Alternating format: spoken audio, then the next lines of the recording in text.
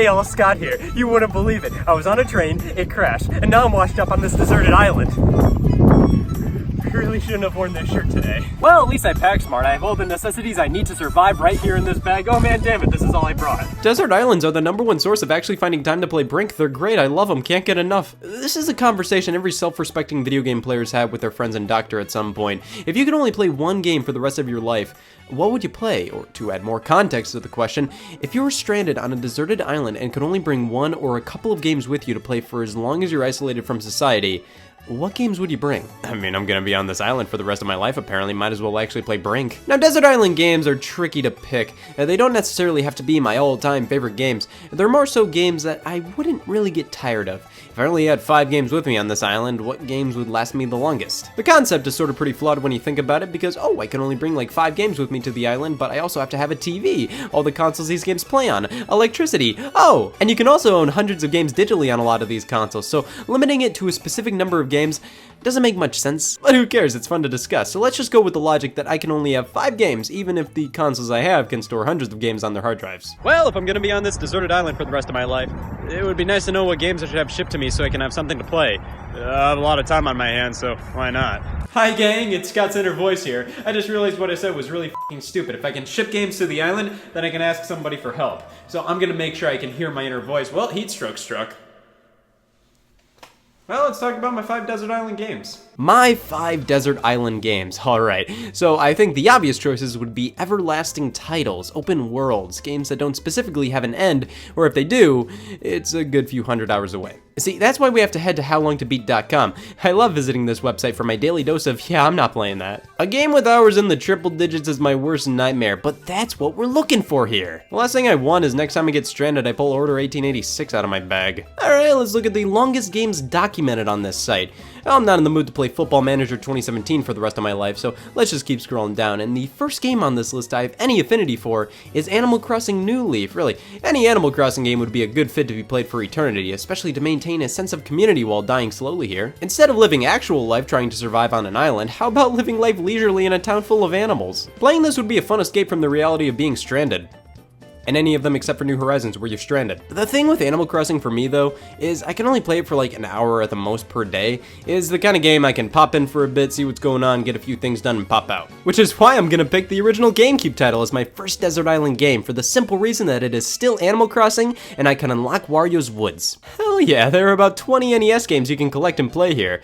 Now, some of them are obtained within the game, some of them you need codes to unlock, and some of them you need cheat devices to get, but hey, the desert island rules don't say I can't use cheating devices alongside my game, so yes, I pick Animal Crossing for its everlasting play value and for also being more than one game. You may ask why I wouldn't pick any of the titles after the GameCube one. Those have far more to do. And my answer is I can play Wario's Woods in this one. It's still Animal Crossing and I can play more games within it. Like I said, Animal Crossing was the first game on this list I had really much affinity for at all. Like the top 10 longest titles to beat on this website, I don't believe in these games. We gotta go farther down to see really any games much closer to my sort of speed, not just mindless grinding or 800 hours worth of fluff for Football Manager 2017. And wouldn't you know, we're starting to see some open world games here. So for my next title, we gotta go with an open world here, but there are so many options. I think the best potential candidates for me would be a Grand Theft Auto, a Red Dead Redemption, an Elder Scrolls, or Breath of the Wild. I haven't played Witcher 3, I haven't played a Fallout, these are just the main open worlds I'm thinking of.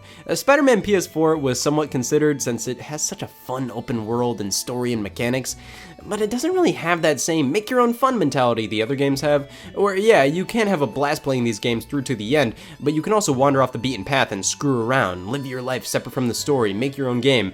Spider-Man doesn't really have that. And look at something like Skyrim. When you beat Skyrim, you still didn't really beat Skyrim. You can play it again doing things in completely different ways or just explore new areas, try new things, create your own experience. Grand Theft Auto is a series I love not playing for the game and just playing for the sandbox, entering cheat codes, trying to last as long as I can with a big fat wanted rating with police flipping out chasing me around. And Red Dead Redemption is pretty much that, but cowboys. It's a nice flavor change from GTA every now and then, so really, these both kind of are on the same level for me. Breath of the Wild is an open world masterpiece. It makes all other open world games feel shallow in comparison with how you can go anywhere. Its physics make the world feel alive, and you have so many tools at your disposal to make combat and exploring fun and exciting each and every time. But a lot of that magic that Breath of the Wild has isn't nearly as poignant on a second playthrough. Don't get me wrong, this is one of the greatest games I've ever played. I'll always be discovering new stuff with this game until the day I die, but the joy of discovery and exploration isn't as wondrous as your first playthrough. And while you can screw around a lot here,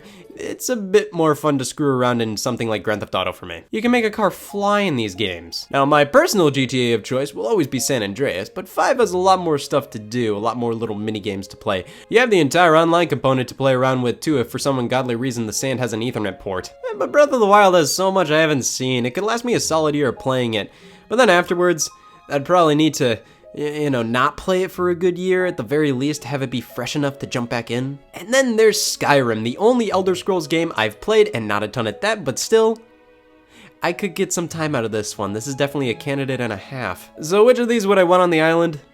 I think Grand Theft Auto is almost mandatory. I think Breath of the Wild is the better game than all the GTAs I've played, but I can just foresee Grand Theft Auto lasting me much longer in terms of the sandbox element of it all. Yeah, I can screw around in Breath of the Wild, but screwing around in Grand Theft Auto can lead to pandemonium. I'll pick 5 just because it has more variety and stuff to do than San Andreas, and I'm also not banking on the online portion of GTA 5 here. Depending on internet on an island is tough stuff, man. Well, you can't have one without the other. Animal Crossing and Grand Theft Auto 5.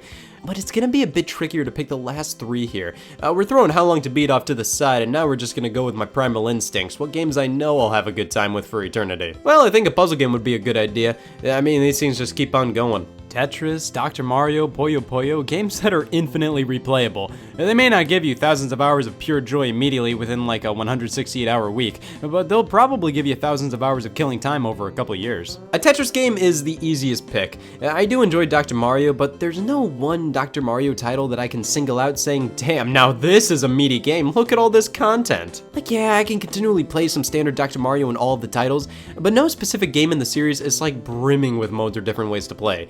In comparison, we can look at something like Tetris DS or Puyo Puyo Tetris. Damn, these are meaty games, look at all this content.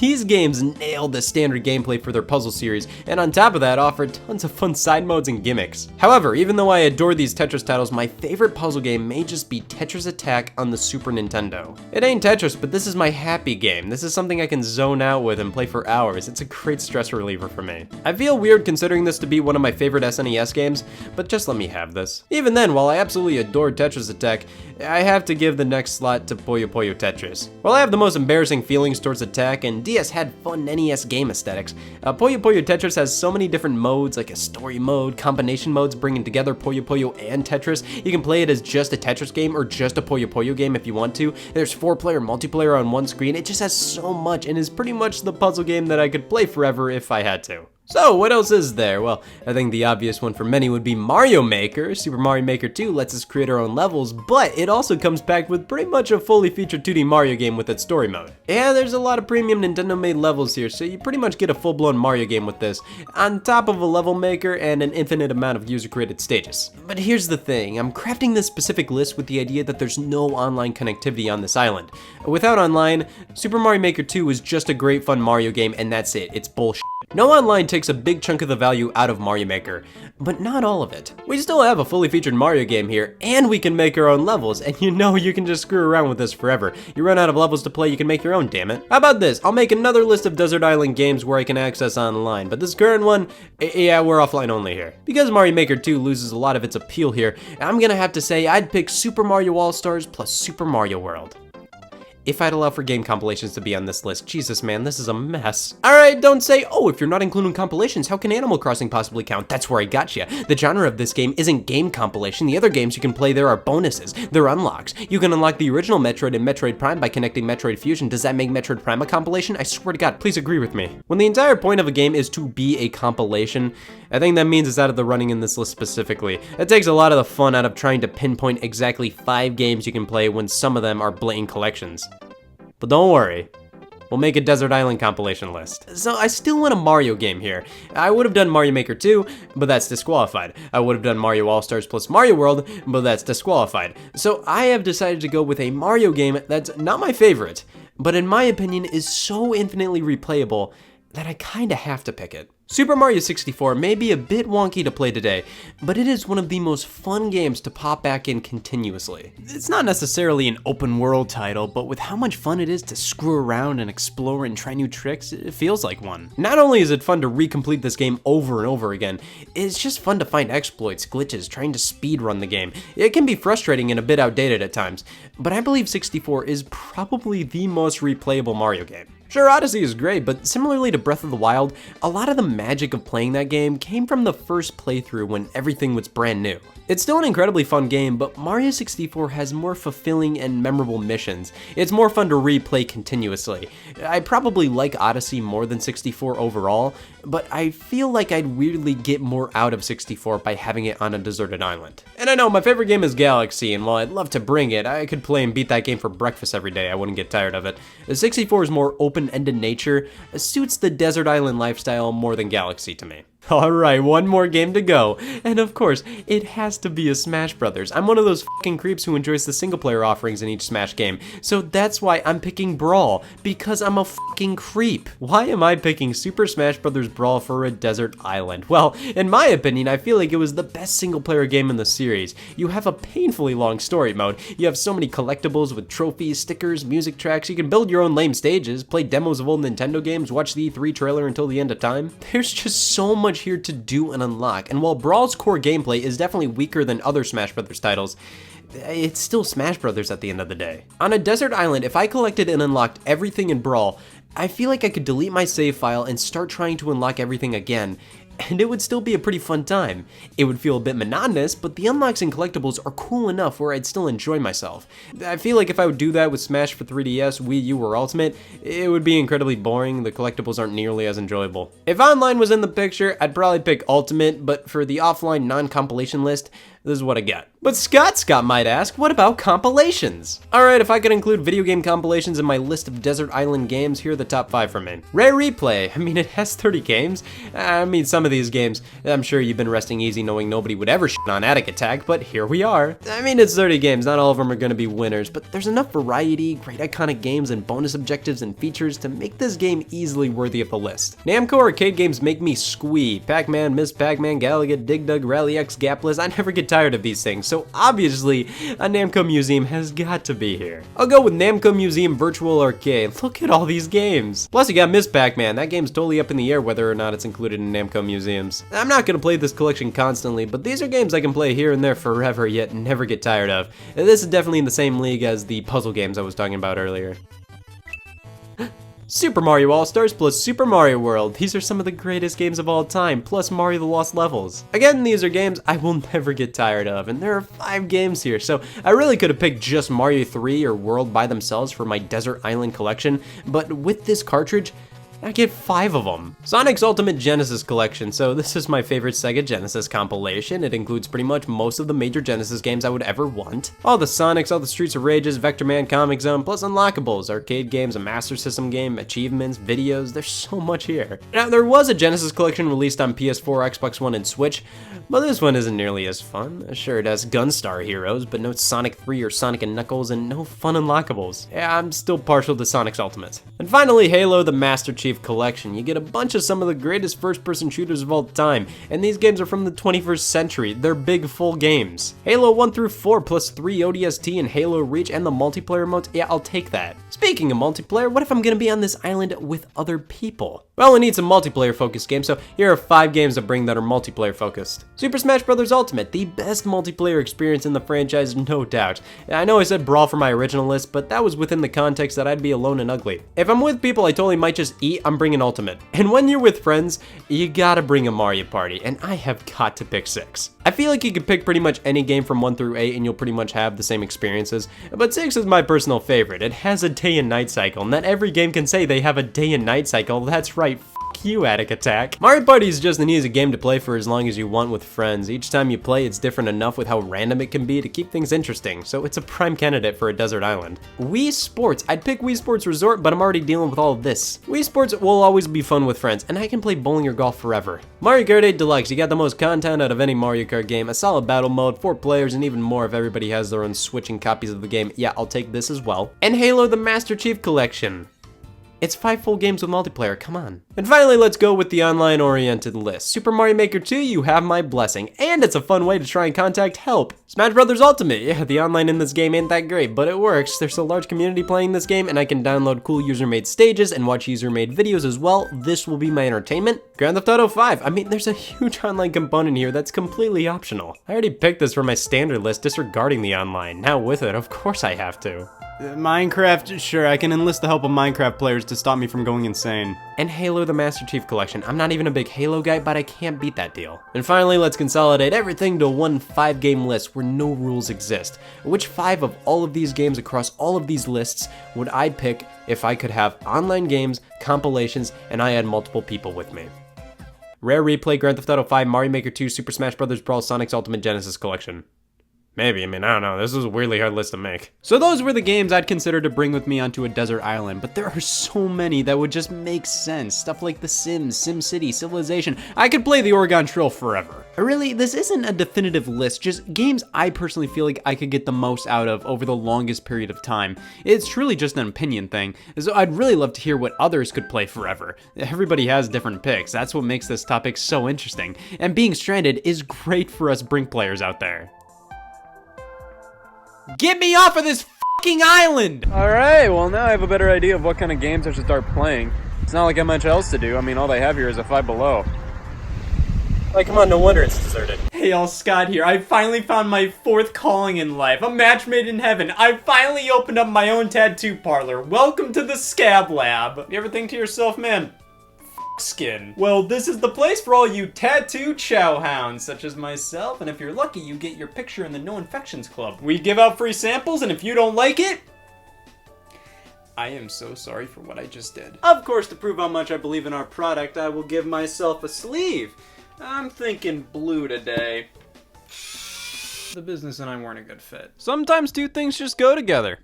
7 if you're open-minded. And with every new video game console released with new unique features, it gets me thinking about what games would be a match made in heaven for it. On the opposite end of things though, some games just don't make sense on some consoles, but damn it, they pull through, like Boogie on PlayStation 2. You think God knew this would be a thing eventually? Motion controlled dancing game on Wii, ported to PS2 3 months later. After all, those players were sending us death threats. I mean, so many Wii games were also made available on the PlayStation 2 and vice versa, but most of those games were standard video games, ones that made sense with a normal controller in mind. But you get games like Boogie and Rayman Raving Rabbids going multi-platform that really only make sense on the Wii. They were all about crazy motion controls, but I'm a real gamer. I need a controller to play Nintendogs, not that pussy touchscreen. According to Wikipedia, although anticipation was high for the game, it received negative reviews. Yeah. Boogie! Better than the sequel's Wikipedia page, the second line is denying the rumor of Wii balance port support. Hey, the people have to know. But those are examples of games that just don't feel right on certain platforms, which just goes to show the Wii was the perfect place for them. Xbox snapped exclusive games in certain series for the entirety of its existence. Series that were PlayStation staples like Oddworld and Tomb Raider were exclusive to Xbox consoles, which didn't feel off as much as they felt dirty. Like, come on guys, you paid to make Rise of the Tomb Raider exclusive for a year, and was it really worth it? Does this game's blood scream Xbox? But then you have the perfect fit, which in some cases are games that never even happen. How in God's name did a new Pokemon Snap game not release on Wii U? It's the perfect console for it! You have the Wii U gamepad and you can look around with it and snap pictures with the trigger. I mean, that sounds fucking abhorrent, but I'm thinking this from Nintendo's perspective. They love bullshit like this. And honestly, it wouldn't have been that bad. They had the idea of using this thing as a camera in other games, namely Fatal Frame. They funded Fatal Frame on Wii U, but not Pokemon Snap. They had Miiverse, you could share your Pokemon pictures with other Wii U owners within your own secret club? Like I don't already do that, but still! Come to think of it, the Nintendo 3DS could have had a Pokemon Snap, using Fatal Frame as another example. It's always my best excuse. There's a spin-off on here, Spirit Camera, using augmented reality, which Pokemon famously did with Pokemon Go on smart devices, so you could have made a bad Pokemon Snap game this way. In the end, I'm happy they waited until the Nintendo Switch to bring Snap back via new Pokemon Snap, as there's really no gimmicks like what I've been talking about. Just a pure new Snap game. But I love nonsense like this, and Nintendo does too. Because of that, it's just puzzling to me they didn't bring the series back on these platforms as they had gimmicks prime for a new game. Pardon my French, but I'm gonna talk about Wii U more. Minecraft was a game that felt tailor-made for the Wii U. With that being said, what the hell was this version of Minecraft? Nintendo built up a massive announcement in late 2015 with it being Minecraft Wii U Edition. No matter how you slice it, that was a big deal for Nintendo. Let them have this moment. But the concept of Minecraft on Wii U was perfect. That gamepad touchscreen would have made item management and crafting a dream, to which the developer of Minecraft Wii U Edition said, that would have been cool. Minecraft Wii U Edition ended up being nothing more than a straight port of Minecraft. No real exclusive gameplay tweaks taking advantage of the Wii U's interface, no touchscreen support, and no advantages to using the gamepad. It was just Minecraft. So yeah, Minecraft was a perfect fit for the Wii U, but all we ended up getting was Minecraft on the Wii U. I mean, I guess there's actually touchscreen support, but it's not intuitive. I was thinking a setup on the bottom screen designed for touch, not shoehorning it in as a secondary input that barely registers half the time. After responding justifiably to such a port, I've got to ask, how did Ape Escape never go to the PlayStation Vita? Ape Escape was the go-to game on PlayStation 1, showcasing how dual analog control sticks can work. Not only was the Vita Sony's first dedicated handheld with 2 sticks, but you had all this other stuff. Cameras, a touchscreen, a back touchscreen, augmented reality, 3G cellular. What I would give for an Ape Escape game to use 3G. The PlayStation Vita was more advanced than my immune system, and while a few games definitely took advantage of and showed the potential of it, I just feel like an Ape Escape would have been a no-brainer. Its initial reason for existence was to validate a controller, so why not validate all this other junk? Or even the PlayStation VR, when that released for PS4, I think Ape Escape would have been great to push on that platform, especially considering VR is where old series go to die. Looking forward to a new Chibi Robo VR game. It's like it's not good right in front of me. Speaking of PlayStation, Sony released the PlayStation TV, so we didn't have to. It was a tiny box that was fundamentally just a PlayStation Vita without any of the extra garbage. So it wasn't a PlayStation Vita. This was during the great boom of media streaming boxes. You buy a Roku or Apple TV and you're set for life. The PlayStation TV was just that, except it couldn't stream anything. This was just a PlayStation Vita without the screen, yet the way they marketed it was like it was a streaming box, even though it couldn't play Netflix. Never got Netflix support, and if you wanted to stream basically any video apps, you had to connect it to your PS4, control your PS4 through remote play through the PlayStation TV, and then watch the supported apps through that, which still didn't always work. How could you name a product the PlayStation TV when there's barely anything TV about it? Just call it PlayStation Mini or something. Instead, honestly, I bet a few people bought this wanting to stream movies, and in the end, it caused more harm than good. I'm going soliciting. Yeah, so Netflix would have been a perfect fit for the PlayStation TV, because it would have made the thing make actual sense. Wow, it's been that long? The Call of Duty games, honest to God, were the perfect fit on Wii U, and they cut them off too soon. You got the HD graphics and traditional controller support, plus Wii Remote and Nunchuk support. It's crazy, I know, but some people like them. You get far more precision, and it's basically as close to keyboard and mouse you could get on a console, while also having its own benefits like an actual analog stick. But on top of that, you got split screen multiplayer without the split screen. One player on the gamepad, one on the TV. Frankly, Call of Duty and Wii U was a total match made in heaven, and I'm a proud member of that club. How did the DS get more entries? I guess I could say the same about the PlayStation Vita or PSP. The fact that those only got one Call of Duty each is honestly shocking. The PSP may have only had one stick, but I find it weird that it only got one Call of Duty before the series hit it big with Modern Warfare. And the PlayStation Vita only got one Call of Duty as well, but fun fact, it was bad. You'd think with the more hardcore nature of the PlayStation handhelds, Sony would have courted Activision more for Call of Duty games on the handheld, but no, the N-Gage got just as many. The DS? Man, it's weird. It's just weird. Sometimes I just have to be honest and tell it how it is. You may call Subway employees sandwich artists, I call them alchemists. Like, why was Castlevania Requiem put out on PS4 only? A collection of Rondo of Blood and Symphony of the Night right after Castlevania characters were revealed for Super Smash Bros. Ultimate exclusive to the Nintendo Switch? You put out a collection on the wrong platform. Same goes for the Disney Afternoon Collection, a compilation of old school Nintendo games. Sure don't want to put that on a Nintendo system. Mega Man Legacy Collection, released in 2015 for PlayStation 4 and Xbox One, but not Wii U, the system where most of Mega Man's fans were. He was in Smash Brothers, but a good chunk of classic Mega Man games were already available on the system, the first 6, which is what Legacy Collection contained. So a compilation of games that are already available on the Wii U, it didn't make a ton of sense. I get that.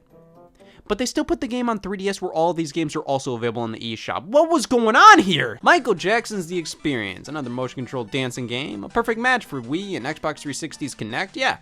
What about Nintendo DS, 3DS, PSP, and Vita versions?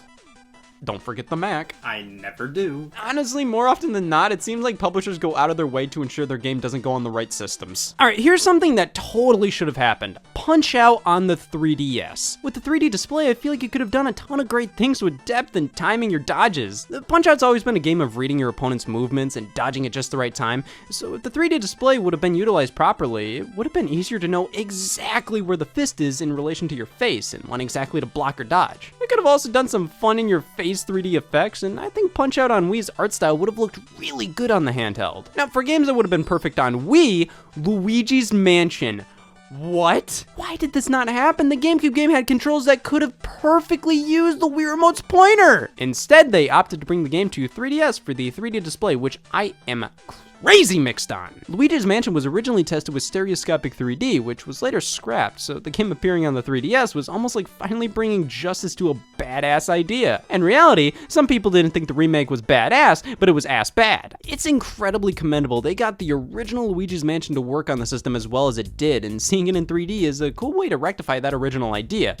But this was too little too late. Luigi's Mansion for 3DS came out in 2018, which finally gave my watch purpose. People didn't want to play on the 3DS at this point, they just wanted to play Nintendo Switch games. The 3DS can't get it up and has a resolution of 4. It's like, cool, but it's 2018 and I want this game in HD. So I'm conflicted about this. I feel like the Wii would have been the perfect system for the original Luigi's Mansion, but the 3DS is a great choice. This remake just would have been way better if it was back in 2015 or something. But I have to say, Captain Toad Treasure Tracker was born to be a 3DS game. The title originated on Wii U and was a continuation of these types of stages that were in Super Mario 3D World, which was a sequel to Super Mario 3D Land on the 3DS, and that made 3D World feel not super at home on Wii U because it felt made for the 3DS, so when Captain Toad came out for 3DS, it felt like the circle had been completed. Ever since July 13th, 2018, I felt accomplished. Treasure Tracker stages feel like living dioramas. You can't jump and have to traverse them by rotating them fully around, figuring out where to go. With that 3D display and how short the levels are,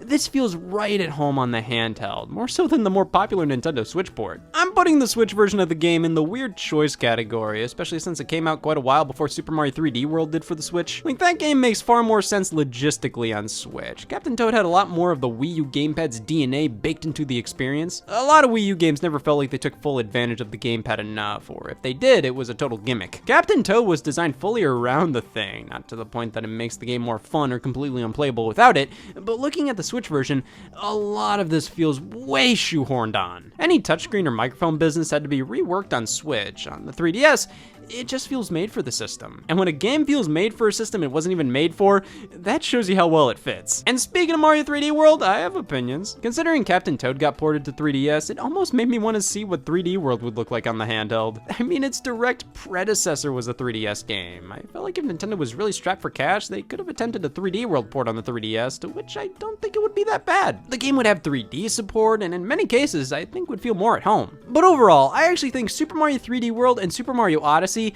should have swapped consoles. Mario Odyssey has a ton of enemies you can capture and control, and I feel like that is prime for Wii U gamepad fodder. Plus, the world map you can bring up feels like it would have worked really well on the bottom screen at all times. 3D World having quick bite-sized levels just works with the handheld form factor of the Nintendo Switch, plus being multiplayer focused is what the console's all about. But I've talked about the Wii U enough.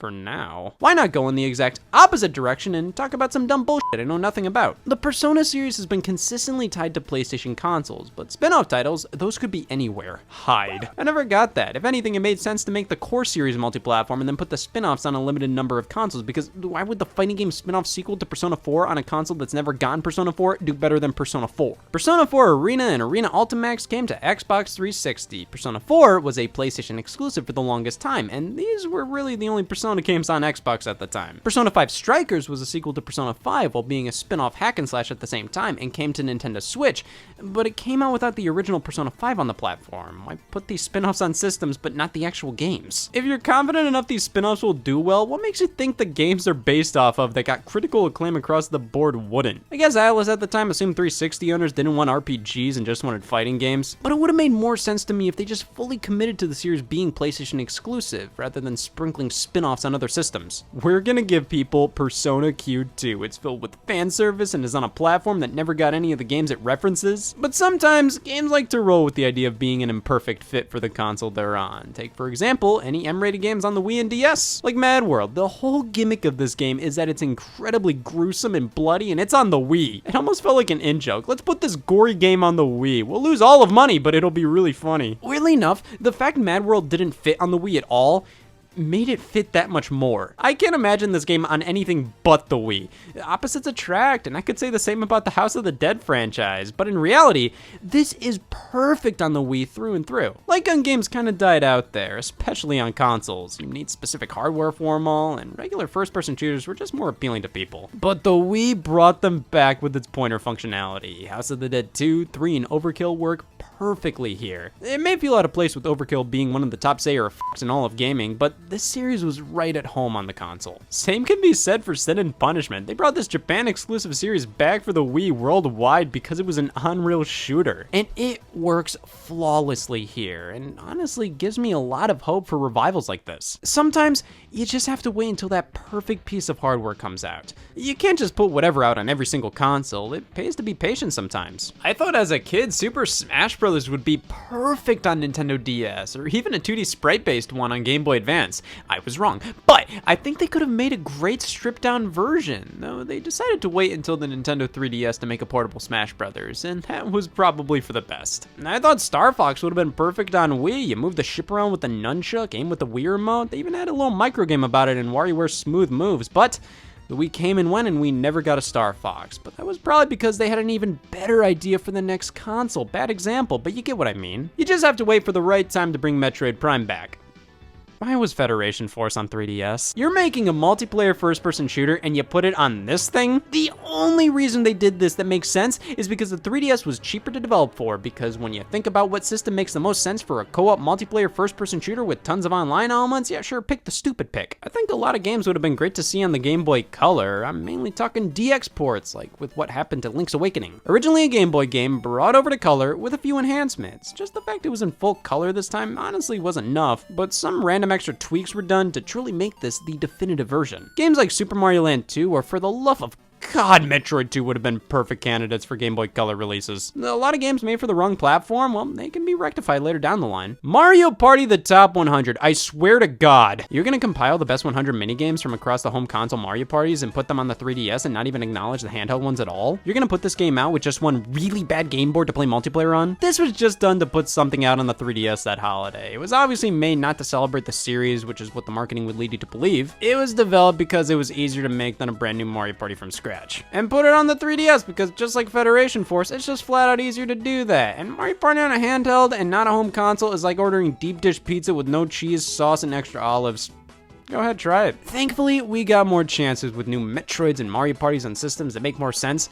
But Mario Party only got like 2 games on the Wii, which is like, what? The Wii was a party game machine. How did the GameCube get 4 of them, but the Wii only got half of that? I mean, obviously the developer behind the scenes was going through some changes, so they couldn't really do a lot for a while, but at the time I was thinking, wow, Nintendo's really showing restraint not putting 11 Mario Parties on the Wii, when in reality, Nintendo couldn't bear the weight. Some things just fit a console perfectly. It's shocking there's not more of it out there. Like football games on the Dreamcast, Wii U, GameCube with Game Boy Advance connected, pretty much anything with a personal screen on your controller. You can pick what you want to do without anybody else seeing. It truly makes me wish 08 was on the Dreamcast, and thank Christ 09 wasn't. But that dual screen experience made games like The Legend of Zelda 4 Swords Adventures, Pac-Man Vs, Final Fantasy Crystal Chronicles possible. But the act of owning multiple Game Boy Advances and link cables made these games messier than they had to be. So, they waited to put some of them on consoles without the personal screen. God damn it! Why wasn't Pac-Man Vs on Wii U? Would've been perfect. It used one Game Boy Advance for a player playing as Pac-Man, then all the other players play as Ghost on the TV, and you're telling me they didn't put this on Wii U, but Pac-Man and the Ghostly Adventures 2 made the cut? But then they put it on Switch. Like, cool, but why did you skip out on the console when it made perfect sense on? 4 Swords Adventures remade on Wii U? It would've been perfect as well. The dual screen experience, it could've been the first time they allowed for multiple gamepads on one system. But no, they remade Twilight Princess, a game I could already play on the Wii U. Like, come on! Why couldn't they release a USB adapter to play 3DS games on here? You have everything you need! You could have had one screen on the gamepad, the other on the TV. They re-released DS games digitally on the Wii U eShop. Let us play our 3DS games on this thing! I mean, sure, Super Mario Maker is a perfect fit on Wii U, but you wait to take all your dual-screen games from the GameCube and put them on other platforms after the Wii U. Eternal Darkness would be crazy with the Wii U gamepad, or like an actual chibi robo game. You could do a bunch of stuff with the gamepad, moving it around, or just actual sequels to a bunch of their DS games. You have a dual screen with a TV there. You can do so much with it. So, long story short, the Wii U's great. Hey y'all, Scott here. One man's trash is another man's f***ing garbage. What makes a video game a good deal? Well, it's subjective. I don't know why you wrote Big Fangs, but I can't say you're wrong. But it's good to know your limits, what the bare minimum kind of product you'd buy at a certain price is. If I'm gonna buy a game for $70, well, it's gotta have this, or I'm not budging. But many don't seem to understand how, just because they won't buy anything with the letter B in it, that doesn't mean I abide by their logic. Either way, I'm safe. It's entirely up to each individual how they spend their money. If you want to buy The Last of Us Part 1 on PlayStation 5, yeah, I mean, there's worse ways to spend $70. Here, take my money. So then what do I consider good deals and bad deals in gaming? Well, to truly understand, we need examples, and if we don't get examples, we'll make examples. After over a decade of $60 being the norm for the standard blockbuster video game, with the introduction of the PlayStation 5 and Xbox Series consoles, we saw that price increase by $10. Oh no, my gordita crunch money! Hey, listen, I ain't opposed to $70 video games, or how much time you get out of these things, and that's still a fine value. It cost me $15 to see Dumbo, and I still haven't made back that investment. But the games they chose to be some of the first with that standardized price, it's the same goat I've seen every day for a nickel. I'll give him 9,000 today. You'd expect games like Forza Horizon 5, Resident Evil Village, Guardians of the Galaxy, Elden Ring to maybe be $70, but no. Demon's Souls, a remake of a PlayStation 3 game from 2009 that launched at $60, a part of the same lineup of games from the same developers, Elden Ring, which retailed at $60. Oh, I'm sorry, the chef is out. He made all the sense around here. Again, $70 games, I'm fine with. I mean, have you seen the prices of games from the 90s? Mortal Kombat Trilogy on Nintendo 64 was $75, and you know why they went lower? The cash register can't hold that much money. Well, game prices were the way they were back then due to how much technology had to be crammed into these game cartridges, many of which had unique hardware included in order to achieve maximum, here you go! So, yeah, when you have to specially produce chips to put inside each and every game, that'll drive up the cost. Though with the transition to discs, those you didn't have to do that with. Just order a pack of blank CDs from Big Lots and you're set. Those were cheaper to mass produce, thus games got a fairly standardized price during the PlayStation 2 days of 50 bones. That increased to 60 with the Xbox 360 era, and moving into the PlayStation 5 generation, now we have to pay 70 for some of the biggest $10 games. The Last of Us Part 1, a 2022 remake of a game from 2013 that received a remaster in 2014, retailing for $70 US.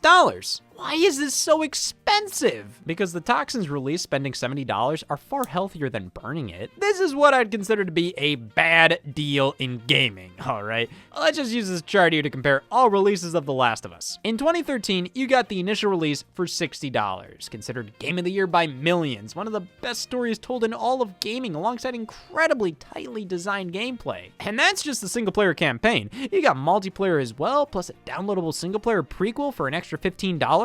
The original 2013 release was well worth it in every sense of the word, if you say it really fast. But with the title releasing within the final year of the PlayStation 3's life before the PlayStation 4 took over, those who didn't already have the console weren't super willing to invest in one. Thus, 1 year later, The Last of Us Remastered for PlayStation 4 launched for $50. Improved visuals, frame rate, the DLC is included in the package, free of charge. Plus, there's a new photo mode, features utilizing the PlayStation 4 controller.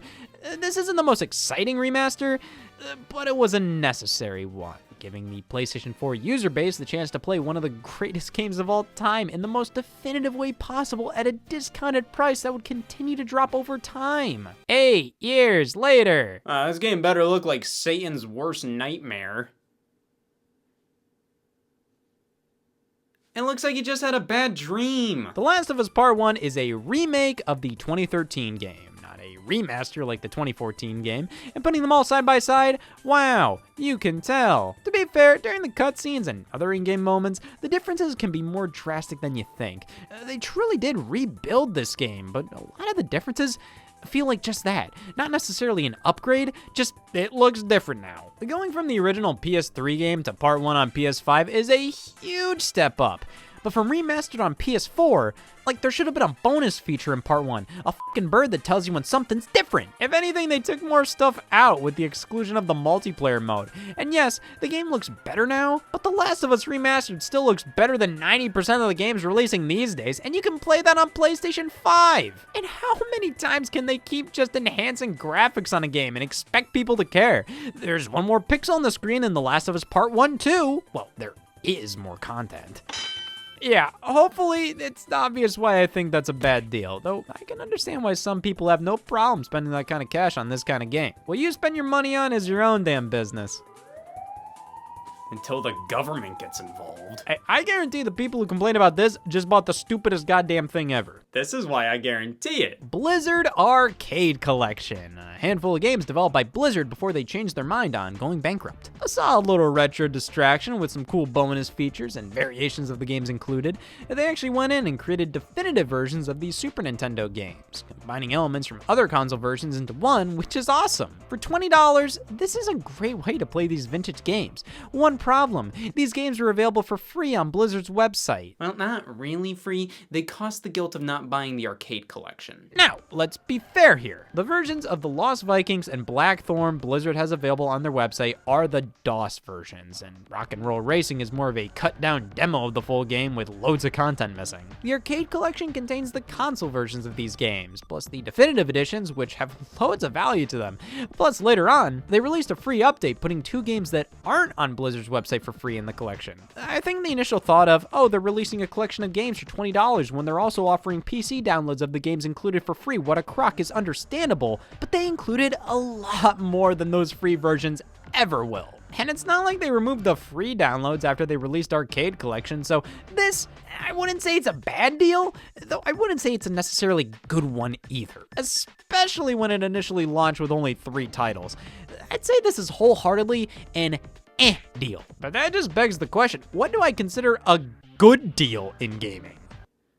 I stole this. When the Sega Dreamcast was doing really bad, like pretty bad, really bad, a deal was offered where if you signed up for Sega's online service, SegaNet, for $22 a month on a 2-year plan, you'd get a Dreamcast console. You just get one. I mean, you get a free video game console by signing up for a service you'd possibly sign up for once you buy said video game console. It's like, sure, I'll sign up for PlayStation Plus, and then they give you a whole ass PlayStation 5. Like, hey, I wouldn't complain, but this tactic seems backwards. You'd expect if there would be any deal, you'd get the online service for free after buying the console, not getting the console for free after buying the online service. But hey, I'd be an ass for saying this is anything but a good deal. Oh wow, f this guy. It goes without saying though, you can't do a deal like this without vibes of an oh f mentality. And within a few months, Sega announced the deal didn't work. But a good deal is still a good deal, even if it's born out of a company on the verge of bankruptcy. It's our duty as consumers to take advantage of others' misery, even our own. The Elder Scrolls V Skyrim Anniversary Edition on Nintendo Switch for $70. Here's a picture of that, and here's a picture of something not worth $70. Oh, this was just a waste of ink. Forget The Last of Us on PlayStation 5 for $70. How about Skyrim on Switch for that price? I mean, the $70 price transition was pretty much exclusively for those new consoles introduced. The Switch was still sitting pretty with a $60 price cap for most games. But let's roll out the red carpet for another damn version of Skyrim. To be fair, this is a bundle. The base Skyrim game for $60 plus the Anniversary Edition DLC upgrade, which would normally cost $20 standalone. Now only $10 via this method. Now the DLC itself, I mean, this Anniversary Edition originally launched alongside the PS5 and Xbox Series versions of Skyrim in November of 2021, being offered as an upgrade on top of another upgrade. It came to Nintendo Switch out of nowhere a year later and includes new content. Oh, they ain't kidding. For $20, this is incredibly weak DLC.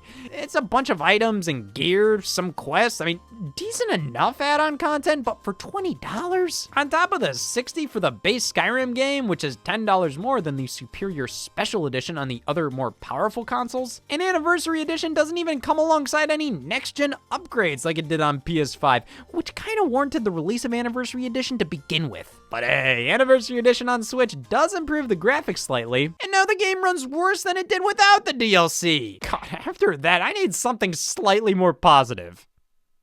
Well, I did say slightly. Super Mario 3D All-Stars, a compilation of Super Mario 64, Sunshine, and Galaxy on Nintendo Switch for $60. Now, due to a lack of bonus features and other games included, many considered this to be overpriced. Well, let's do some math here. When Nintendo sold Nintendo 64 and Wii games on the Wii U's Nintendo eShop, they valued Super Mario 64 at $10 and Super Mario Galaxy at $20. And while they didn't sell GameCube games, we could do some quick math and figure they'd sell Super Mario Sunshine for $15. Nintendo wouldn't do this to me. We're really close. We talk all the time. Hi, this is Nintendo customer support.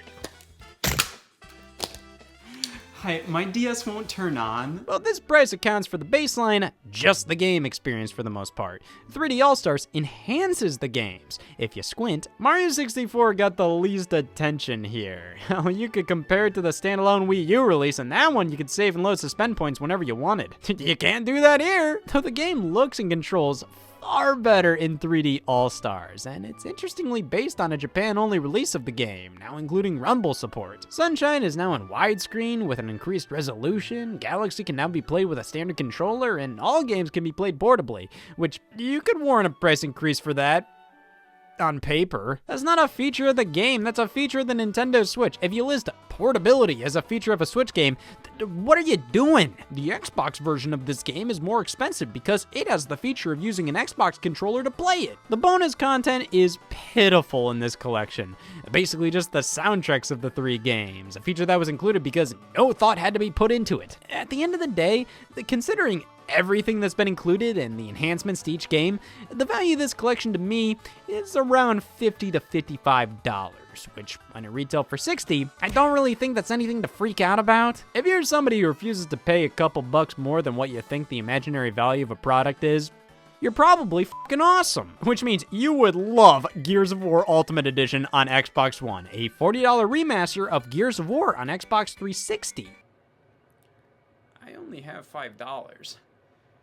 But I just found out taking out a loan is free! For a series with 4 entries on the same console, you'd expect to see a Gears of War collection for that price. Just remastering the first game feels like something's missing here. Well, lucky us, Microsoft included the Xbox 360 versions of all these titles for free, playable on Xbox One, even the first game. Oh man, I always wanted to play that! I mean, Gears of War Ultimate Edition is a good remaster, though with how readily available the first game was and how the other games weren't initially included, I'd say this was originally an deal. Though after they ran this promotion, it became a damn good one. It only lasted from August 2015 to December 2015, but hey, if you have a problem with that, take it up with the passage of time. Ha, wanna hear another bad deal in gaming? Mass Effect 3 Special Edition for Wii U. Why did I buy this? Because it's special. And what makes it special is I f***ed up all by myself. A launch title for Wii U, the 3rd entry in the Mass Effect series, a series of games that really benefits from playing each entry to move your save file over from one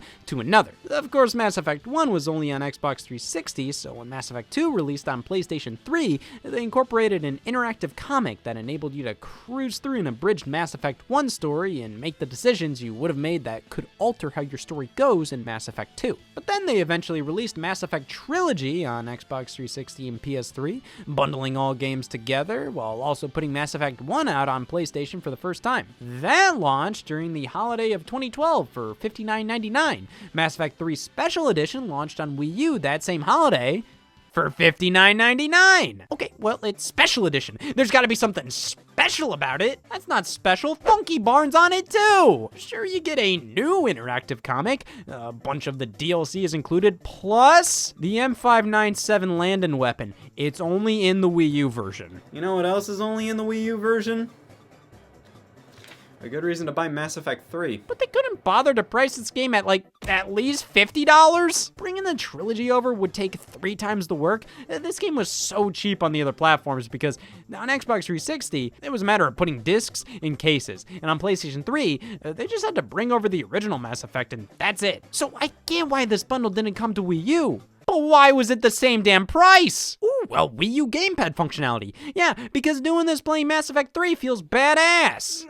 The button hurt my finger. That's not to say the Wii U had no good deals. Take a look at Bayonetta 2. That launched with the entire first game on a disc included for free. And they had to port the whole game to Wii U. It's not like Mass Effect Trilogy where they just threw the old discs in the package. No, they just understood how Bayonetta 1 was never on Nintendo platforms, and with Bayonetta 2 being a Wii U exclusive, well, what better way to sell people on that than include the first game for free. Okay, well, I'm out of ideas. They continued this tradition when the game was re-released on Nintendo Switch, this time with a download code for Bayonetta 1 included. Will always be a good deal. I mean, 16 characters included for free? Best I could do is 15. Nintendo Land included in the Wii U Deluxe set? That's a $60 value for only $50 more than the basic one. Getting 1 of 4 free games with Mario Kart 8 around launch, the titles like Captain Toad Treasure Tracker, Kirby and the Rainbow Curse, Yoshi's Woolly World, and Donkey Kong Country Tropical Freeze all retailing for less than $60? Nintendo was handing out some pretty solid deals during this generation. But then, it happened.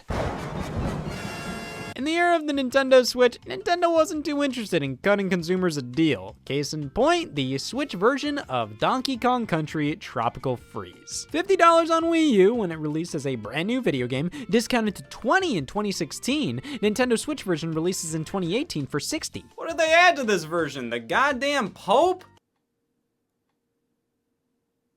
Okay, so what's the problem again? Well, outside of a new playable character, Funky Kong, which is basically just an easy mode, Tropical Freeze on Switch features less choppy loading screens when entering a level and a new snout. $60! They should charge monthly for this! Tropical Freeze is truly one of the greatest games of all time. The Nintendo Switch version is the best out there. And in a vacuum, it's worth $60. There is $60 worth of an experience here, but when it launched at $50 and was discounted to $20 and then this version comes out at $60 with barely anything new added, I'm sorry. It feels like these companies try to lure you in with a good deal, then eventually just rip everything from you because, they already got you. PlayStation Plus and Xbox Live Gold. You'd sign up for these to play online multiplayer, but as a bonus, you'd get free games every month. For $60 a year, most people are okay with that for online multiplayer alone. Adding a handful of free games on top of that? That's just icing on the cake. The cake is nails. Yeah, that price for online multiplayer alone is a bit much, which is why all these incentives are being thrown in to keep customers happy. Like removing the need for an Xbox Live Gold subscription to access Netflix on Xbox consoles. That's incentive. But I'll gladly take a few free games a month for doing nothing. Look at this lineup of content from the month of March in 2020. The Batman the Enemy Within, Shantae Half Genie Hero, Castlevania Lords of Shadow 2, Sonic Generations? According to Xbox, that's nearly $100 worth of value. Hell, if they offered just these games for the year, you're making your money back on the Xbox Live investment. Damn, if that's the kind of deal we got in March of 2020, then what about in November of 2022? Thank you? It's really hard to complain considering you're paying for online multiplayer and the games are a bonus, but what the hell is this? Obviously, a service like Xbox Game Pass is where a lot of the real value lies. I mean, access to hundreds of games for a monthly price. I'm not specifying because it depends on where you sign up for the service. Buy a ton of Pop-Tarts, it's free. But that's what it comes down to. Do you value what the product is giving enough to warrant paying what they're asking for? Or do you just want to slime yourself around the price? The value of games is completely subjective. Just because I don't find a game to be a good deal doesn't mean you should or shouldn't buy them. Hell, you can find a game to be a bad deal and still buy it. As long as you have the money to spend and your reasoning is, I want that, that's all you really need. But it's still interesting to dissect what you personally find to be worth it. So I ask you to think about it yourself. What do you think is a good or bad deal in gaming? And before you say Nintendo customer support is a bad deal, they hung up on me for the 5th time today asking to replace my DS. I know. Hey y'all, Scott here. Sega died as a hardware manufacturer and simply became a third party. Now allow me to explain this whole charade to you with an example without mentioning video games in the slightest. Let's say Chiquita is rolling in the dough from their world-famous homemade handcrafted banana bunches. Let's say Dole steps in there with way better banana bunches, so Chiquita decides to attempt to sell you an extra banana to your pre-existing bunch, while also trying to sell you the next generation of banana bunches, which they barely support 3 years down the line, because then the comeback happens with their rebooted banana bunch. But at that point, it's too late. It's a really cool banana bunch, but Dole steps in with their banana bunch too, and at this point, Chiquita must step down and become a third-party banana company. Yeah, most video game industry problems don't really relate to banana companies that well. Sega fucked real bad. A brief history lesson, if you will. Sega came out with the Sega Master System to compete with the NES. In North America, it did, but it did really well in Europe. However, it barely even made a dent in the NES's domination at the time. So Sega decided to release a more powerful console to compete with Nintendo with a more aggressive advertising campaign. The Sega Genesis was born and did incredibly well. When Nintendo fought back by releasing the SNES, things got incredibly heated, so Sega obviously freaked out. The SNES trounced them in almost every way, so Sega decided to upgrade the Genesis in the form of hardware add-ons to keep the console alive. They released the Sega CD, which gets a bad rap, but did pretty well for a CD add-on. The games were mostly kinda trash, but there were some gems on there. The Sega 32X, yeah, there's no real excuse for that thing. It's weird, they went from cartridges to CDs, back to cartridges again. It kind of felt like Sega had no clear direction in terms of what the future of gaming was to be. Sega then released the Sega Saturn, which was a complicated, overpriced mess of a system. The console was released to the surprise of many during E3 1995, which I talked about in my look at the first E3 episode.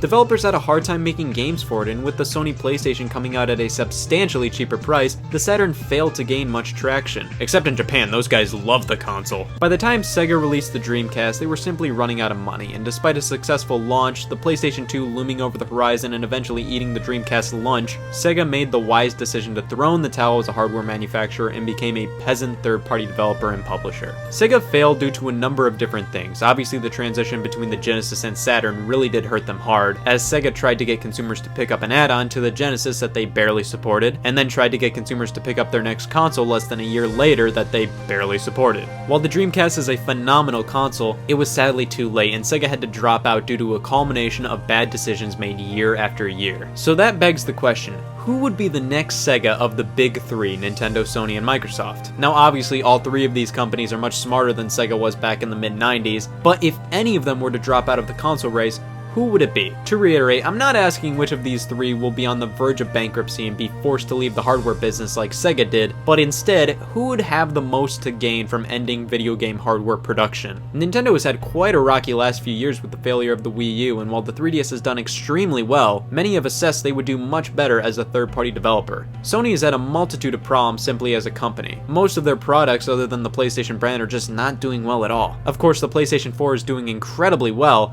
The problem here lies with Sony as a conglomerate, and Microsoft is in a solid second place with the Xbox One. The Xbox brand has never been a necessity to them as PlayStation is to Sony. You see, Microsoft doesn't make their billions from Xbox, they make it from their technologies and of course Windows. Plus, the Xbox brand historically has never done all too well. Microsoft loses money on the Xbox brand quarter after quarter, so at this point, why keep it around? So if we want to be a cynical optimist here, everybody has a place and a future here, but everybody also has a solid reason to leave the hardware business. So which one has the most to gain and is the most likely to leave the hardware business? It's Microsoft. I know why Microsoft keeps the Xbox alive. It's an incredibly popular brand, and when I say incredibly popular, get your mental highlighter out and circle that word because it is a juggernaut of a brand. People genuinely use the term Xbox as just an all-encompassing word for video games. Plus, it's a way for Microsoft to get themselves in the living room. They have computers down to a T, but with the Xbox, they have the living room as well, thus getting people more attached to Microsoft products. Like, you really think it's a coincidence that Microsoft made the Xbox dashboards look just like Windows? But like I said, Microsoft doesn't live or die based on the Xbox. It results in losses for the brand, but Microsoft doesn't care. They make way more money than they lose in the grand scheme of things, so having the Xbox around is more beneficial than it may initially seem, as it helps them get more Microsoft devices out in the wild. But for the sake of this question, yeah, they could drop out as a gaming hardware manufacturer. Also, I chose Microsoft because Nintendo and Sony literally need to be console manufacturers. As I said, Sony is basically living based on the success of PlayStation at this point. If PlayStation wasn't a thing, they would long be dead. And Nintendo is literally just a video game company, and while they could become a third party and sell a ton more games, their games have enough power to get millions of people to spend hundreds of dollars on Nintendo hardware simply to play them. Couple that with the fact that they make maximum profit by selling their games for their hardware compared to selling their games on PlayStation or Xbox. They would sell more games as a third party, but they wouldn't be making nearly as much money. Nintendo has had a few losses within the past few years, but everything is looking up for them, and it simply makes sense for them to stay a hardware manufacturer. I'm not saying Microsoft is going to have to leave the Xbox brand. Instead, I'm saying they are most likely to stop making hardware of the big three in the context of the question. Of course, I feel that all three of the companies have their place in the industry, and I'm not wishing for any of them to go the way of Sega, but it's interesting to speculate if history will eventually repeat itself. So please tell me who you think would be the next Sega of the bunch, and if you need a refresher, never mind.